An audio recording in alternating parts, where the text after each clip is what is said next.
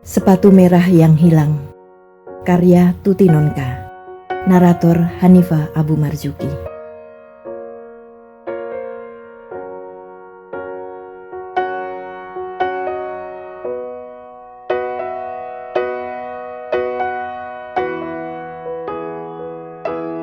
Sebelum kita mulai, jangan lupa support channel ini dengan cara klik tombol like dan subscribe.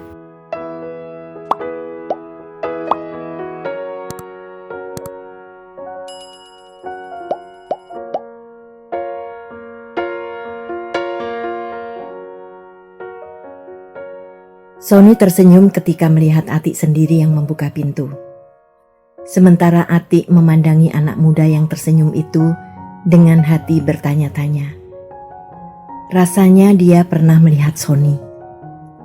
Tapi di mana? Maaf Tik, enggak mengganggu kan? Sapa Sony berusaha bersikap seramah mungkin. Tidak, ayo masuk. Sahut Atik agak tergagap. Beginilah rumahku, berantakan. Sambungnya sambil membetulkan taplak meja yang merosot. Adikmu banyak ya? Kata Sony ketika matanya tertumbuk pada mainan dari kayu dan kaleng yang berserakan di pojok kamar yang berlantai tanah itu. Ditariknya kursi rotan di depan meja tamu dan duduk dengan tenang sambil mengawasi Atik yang sibuk memberesi mainan adik-adiknya. Cuma 3, tapi nakalnya, wah, rumah bisa beres bareng sejam aja udah beruntung. Kata Atik sambil duduk di depan Sony. Dan sampai sebegitu jauh, belum juga dia ingat siapa tamunya itu. Sony menyadari hal itu dan merasa lebih baik mengenalkan diri. Lupa ya sama aku? Aku Sony. Tiap hari aku melihatmu di sekolah. Tapi barangkali kau tidak pernah tertarik untuk memperhatikan aku, katanya.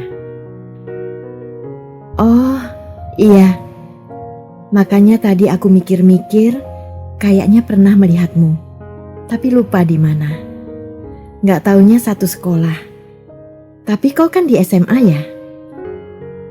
Sony mengangguk. Ternyata Atik anak yang menyenangkan diajak berbicara dan ramah. Mereka banyak membicarakan sekolah mereka, sementara Sony berpikir-pikir bagaimana mengatakan maksudnya datang ke rumah Atik. Kesempatan itu tiba ketika beberapa saat mereka sama-sama diam. Tik, sebenarnya aku kesini mau minta maaf, kata Sony mengawali. Maaf? Untuk apa? Tanya Atik heran. Hari Rabu, waktu kelasmu olahraga, aku ada di kantin dan iseng-iseng menyembunyikan sepatu merah yang ada di kamar ganti. Aku gak tahu sepatu itu punyamu. Tapi aku benar-benar tak bermaksud menyusahkan kamu, Tik. Baru tadi pagi waktu ketemu Dewi, aku menyadari jahatnya perbuatanku. Sony meletakkan bungkusan sepatu yang sejak tadi ada di pangkuannya di atas meja. Dengan khawatir, ditatapnya Atik yang masih membisu dan membuang pandangannya jauh keluar pintu. Atik, kau pasti marah. Aku memang jahat, tapi aku berjanji tidak akan mengulanginya lagi. Betul, kata Sony sungguh-sungguh. Kepala Atik menggeleng pelan. Aku tidak marah, cuma sedih. Kenapa ibuku tidak dapat secepatnya mengganti sepatu usang itu? Katanya murung. Sony merasa begitu terpukul mendengar kata-kata Atik. Diam-diam diawasinya lantai tanah dengan dinding bambu dan warung kecil yang ada di situ. Dia segera mengerti.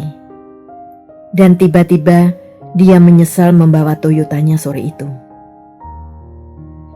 Sabtu pagi, jam 6:30, Atik sudah siap dengan baju seragamnya. Ban sepedanya sudah dipompa keras dan debu tak ada lagi yang tertinggal pada rantainya yang sudah setengah tua. Sambil bernyanyi-nyanyi kecil, Atik mengikat ujung kepang rambutnya dengan pita kuning emas. Kemudian diraihnya bungkusan sepatu yang sejak kemarin belum dibukanya. Tapi nyanyiannya terputus begitu melihat sepatu merah yang ada di tangannya. Lama dia tertegun. Pipinya yang putih tampak memerah dan setetes air bening bergulir di pipinya. Dibungkusnya kembali sepatu itu dan diletakkannya di atas meja. Atik mengusap air matanya yang masih menetes. Semakin dirasakannya, semakin deras air matanya mengalir dan sekarang menjadi isak yang ditahannya kuat-kuat. Dadanya terasa sesak, sakit. Aku memang melarat. Ibuku memang tidak punya uang untuk membeli sepatu. Tapi aku benci semua ini, jerit Atik dalam hatinya.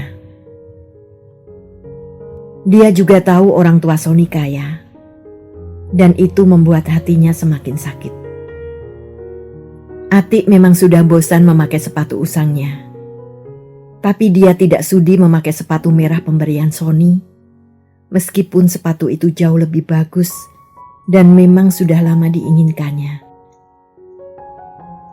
Sony menyembunyikan sepatunya sehingga 2 hari dia tidak bisa sekolah.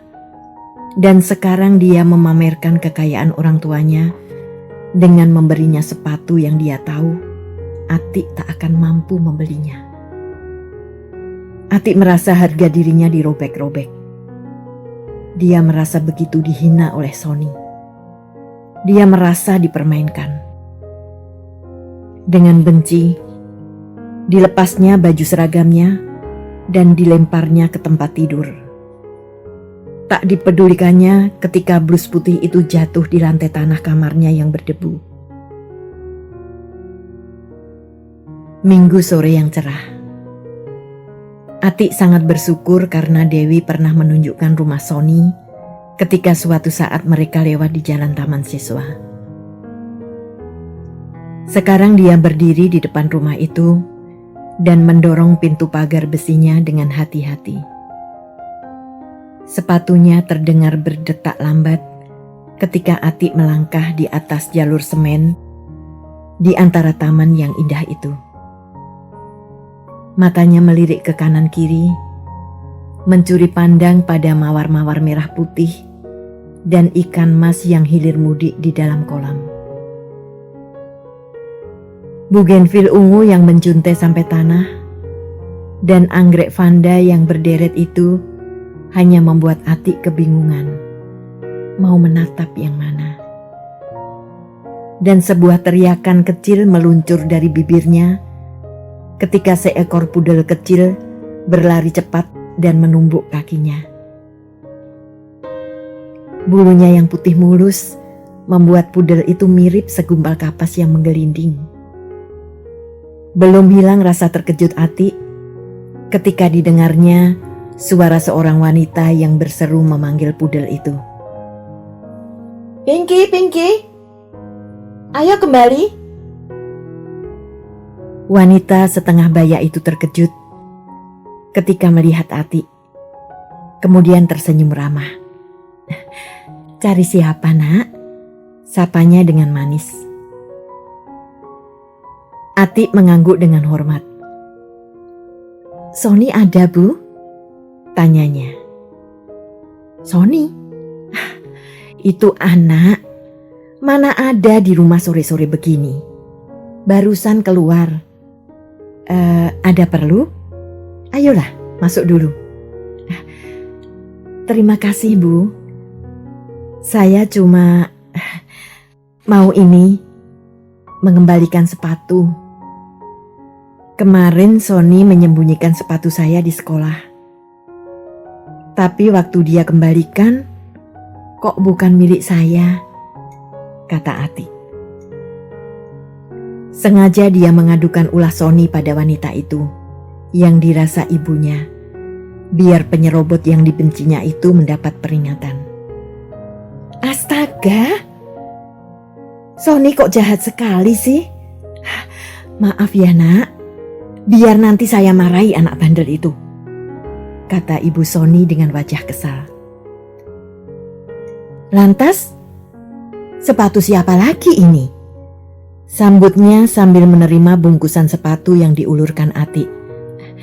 Saya tidak tahu bu, tapi gak apa-apa, kata Atik. Atik merasa urusannya sudah selesai dan segera minta diri. Saya permisi dulu bu, katanya kemudian. Iya, maaf ya nak, Sony memang bandel sih.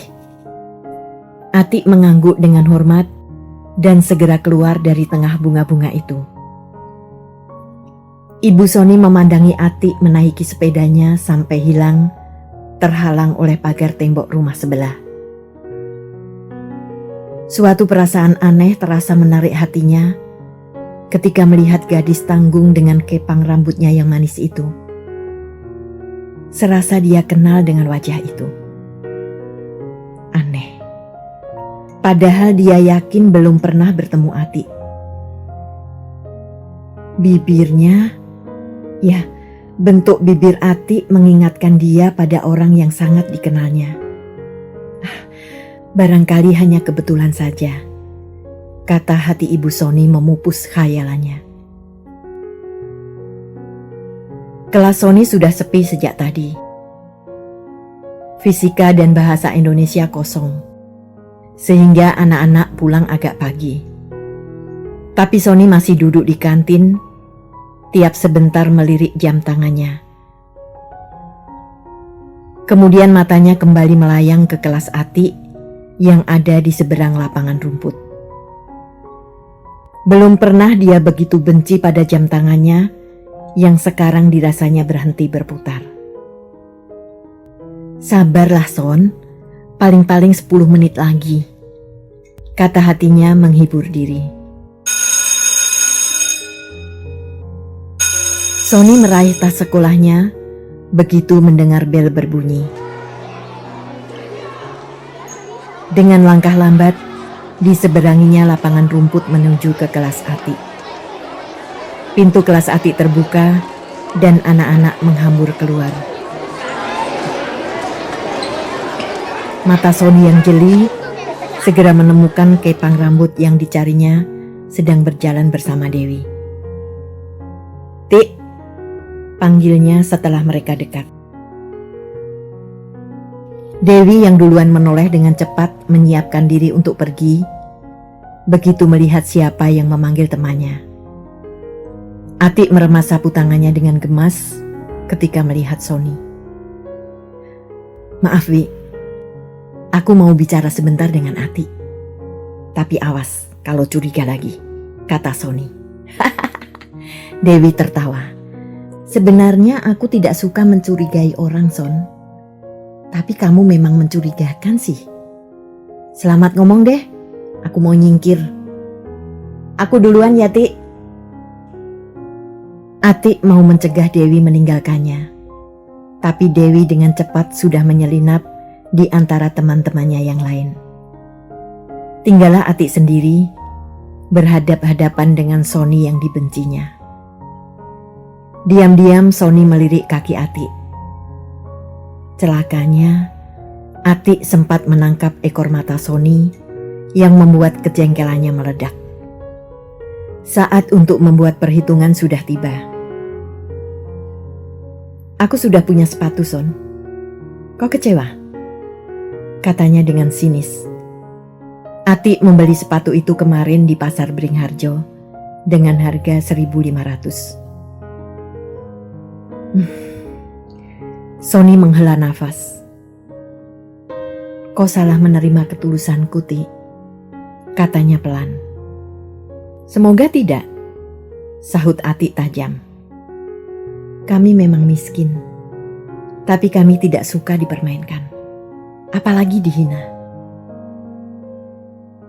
Dipermainkan? Dihina? Kau menuduh aku sejelek itu? Seru Sony. Lalu apa maksudmu menyembunyikan sepatu usangku?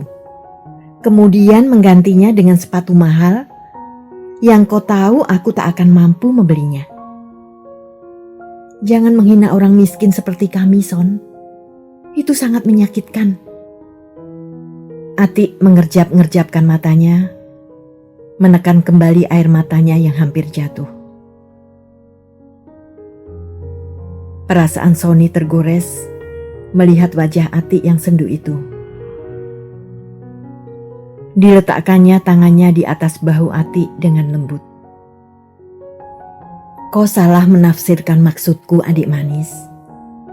Aku jauh, sama sekali tidak punya maksud seperti yang kau katakan itu. Aku merasa sangat bersalah padamu dan ingin menebusnya dengan sedikit berbaik hati.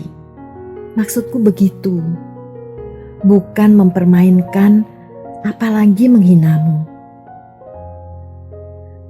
Bagaimana mungkin aku bisa berbuat seperti itu? Aku memang berandal. Tapi dalam hal ini, aku benar-benar tulus. Atik tak menjawab. Kemarahannya meluruh melihat kesungguhan wajah Sony. Dan tidak menolak ketika Sony menggandeng tangannya meninggalkan halaman sekolah. Lupakan itu, Atik. Aku ingin bersahabat denganmu kalau kau mau, kata Sony. Aku mau, sahut Atik pelan.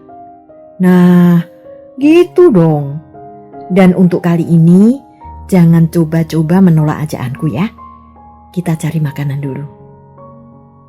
Atik baru saja membuka mulutnya ketika Sony cepat-cepat mendahului.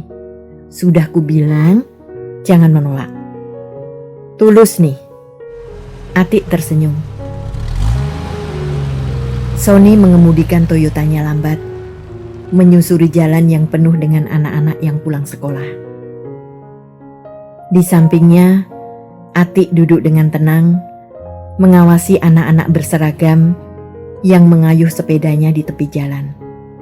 Capek, lapar, kepanasan. Seperti itulah dia pada hari-hari biasa.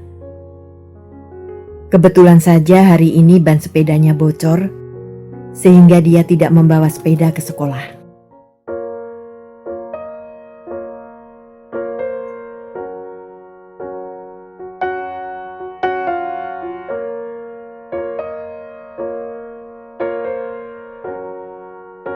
Terima kasih telah menikmati cerita ini.